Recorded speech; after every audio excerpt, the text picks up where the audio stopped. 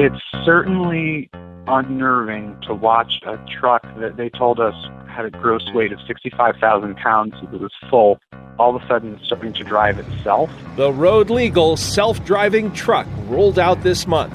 We'll hear from a man who was in the shotgun seat. Hello, I'm Dan Clark of The Safety Brief, tackling health and safety hazards in today's demanding industrial and construction work sites, a service of Creative Safety Supply. Hey, lean in. Do me a favor. Make your order at creativesafetysupply.com and use coupon code BIG10. It saves you 10% and lets them know I sent you. The steering wheel was compensating for the lane, so it kept us in the lane, and you saw the steering wheel kind of moving itself. That's Jeffrey Jablansky, freelance automotive writer for the New York Daily News and Auto World News. He took a ride in Daimler Freightliner's new truck, Inspiration, during its coming out party near Las Vegas in early May. The second we pulled out of the parking lot, Highway Pilot came on, and the driver took his hands off the steering wheel. It's the first licensed self-driving 18-wheeler. Does a driver need to be at the wheel? There has to be a driver in the seat, and the driver can't walk around. It's kind of up in the air what the driver can do while he's sitting. So no sneaking back to nap on the couch? Yes. And you had a talkative driver.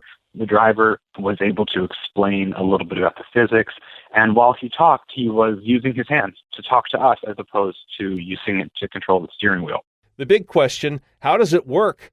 The truck uses the navigation system and satellite mapping to follow the roads, and it will determine whether the truck can steer itself through a corner, stay on the road, without the use of the driver's hands. Since this is the safety brief, did you feel safe?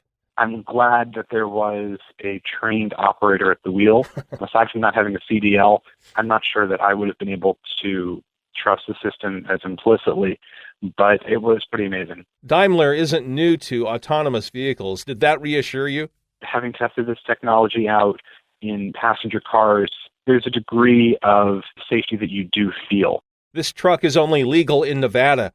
Do you think other states will follow soon? Nevada has laws that specifically allow testing for autonomous vehicles. However, there are quite a few that have no legislation on the books at all. So I don't think you're going to see self-driving trucks making cross-country journeys quite yet. Okay. Well, truck drivers everywhere want to know, how much will it cost?